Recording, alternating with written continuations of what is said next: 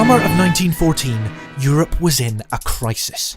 Just weeks before, Archduke Franz Ferdinand, heir to the Austro-Hungarian throne, had been assassinated in Sarajevo by a Serbian-backed terrorist. Now, just a few weeks later, the continent's largest armies were mobilising against each other, with new nations joining the fight seemingly every week.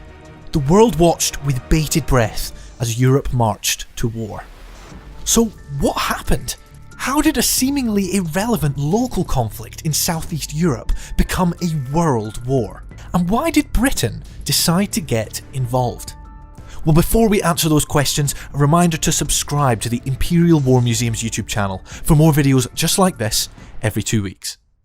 When people ask how the First World War began, it's often couched in terms of a domino effect, a series of events that were almost preordained. But what I would say is that if anyone had suggested in June 1914 in Britain that a world war might be about to break out, and they would have been met with disbelief, really. Britain hadn't fought a war on the continent since the final defeat of Napoleon at Waterloo 99 years previously. Rather than a war in Europe, Britain was primarily occupied with its own internal affairs. As the 20th century dawned, Britain's one of the greatest powers on earth. It rules over this vast global empire. It's so big that every fourth person on earth owes its allegiance to the British crown. The Briton was the world's merchant sailor.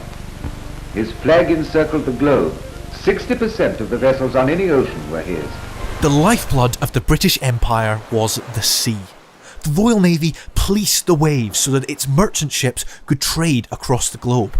This brought the British Empire vast wealth, but not all of its citizens were able to share in it. Many overseas subjects were demanding greater freedom from the Empire to control their own affairs, while at home, domestic issues threatened to boil over. There's this huge inequality of wealth that underpins British life at the turn of the 20th century. Only 2/3 of men have got the right to vote. Absolutely no woman has the right to vote. So I'd say by the time you get to 1914, this is quite a volatile country. The most divisive issue, however, was that of home rule for Ireland. Some people in Ireland wanted to be ruled from Dublin rather than Westminster, while others were bitterly opposed to this, including some vocal British politicians and a sizable contingent in the north of Ireland who considered themselves to be British. As the Home Rule Bill made its way through Parliament, rival militias began to arm themselves on either side of the issue. There's a very real threat that this is going to spill over into violence in the summer of 1914. And so to suggest to people in Britain that the conflict that's about to occur will come from Europe rather than from Ireland, most people would have been very, very shocked to hear that. But while domestic tensions were rising in Britain, new tensions were coming to the fore in Europe. Germany was the new kid on the block with big ambitions. After defeating France in the Franco-Prussian War of 1870, the most powerful German state, Prussia, allied with smaller Germanic states to create a united Germany.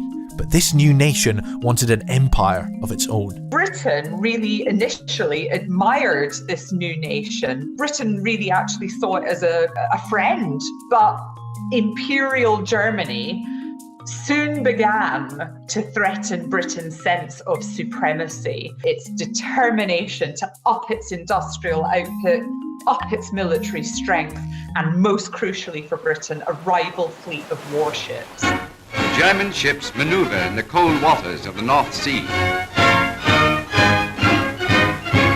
This new German navy was a threat to Britain's naval dominance, the glue that held the empire together, and something for which Britain could not stand.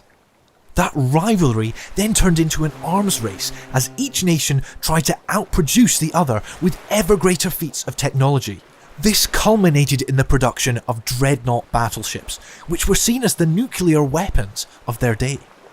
That factor means Britain's now started to see Germany as a threat. By the time you get to, say, 1907, Europe's really split into two opposing camps.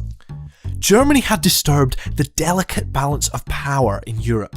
France, fearing this new empire on their doorstep, allied with Russia in the east, an unlikely friendship for two of Europe's most ideologically opposed nations. That then left Germany feeling surrounded and pushed them to form an alliance with the Austro-Hungarian Empire and to a lesser extent Italy. Finally, Britain and its empire, afraid of German domination on the continent, drifted closer to France and Russia, though without going as far as forming an alliance. You've got Germany, Austria, Hungary and Italy, and you've got France, Russia and to some extent Britain. There's still no immediate reason for war between the two. It would take a crisis to turn tensions into an armed conflict. And that crisis came in the summer of 1914. The Balkans in southeast Europe had been a hotbed of unrest for some time, with two wars in the preceding 3 years. Those wars had made Austria-Hungary's neighbour Serbia much larger, prompting tensions between the two nations to rise even further. When Archduke Franz Ferdinand was assassinated in June by a Serbian-backed terrorist, Austria-Hungary felt it had no choice but to assert its dominance. Austria-Hungary sets out to punish Serbia. It wants to quash support for Serbian nationalism. It's encouraged by its ally Germany. So after Serbia failed to meet the terms of a very draconian ultimatum, Austria-Hungary declares war on Serbia. And this act of war, this stirs up these old tensions and anxieties right across the continent because it draws in supporters and allies on both sides. When Austria-Hungary declared war on Serbia, Russia came in to back the Serbs in defence of a fellow Slavic nation. When Germany, in support of its ally, then declared war on Russia, that brought France into the war on Russia's side. Italy, however, did not join the war, as its alliance with Germany and Austria-Hungary was a defensive pact. In a matter of weeks then, Europe's largest powers were primed for war, but Britain was still in two minds over whether it should be involved.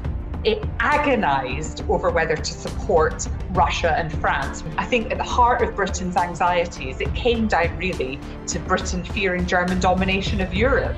Because if a victorious but hostile Germany dominated the continent and threatened Britain's position in the world, that was just intolerable for Britain. The tipping point came thanks to Germany's war plans. Hoping to defeat France quickly before Russia had a chance to mobilise her forces, Germany attempted to skirt round the French defences in Alsace and Lorraine by attacking through neutral Belgium, a country Britain had sworn to protect.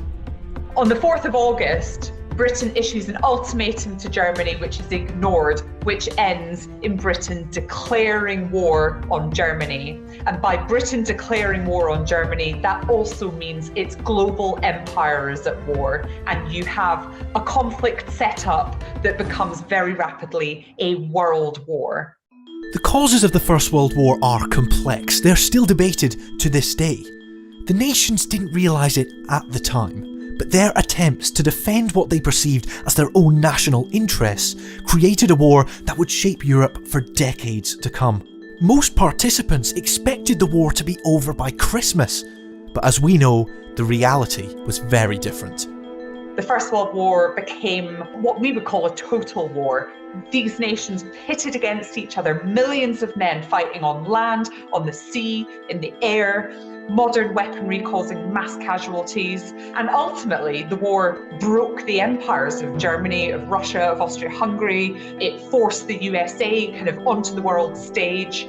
And the war also laid the seeds for future conflict in places like the Middle East. So it ultimately defined the shape of Europe and the world in the 20th century. And this is how it all began.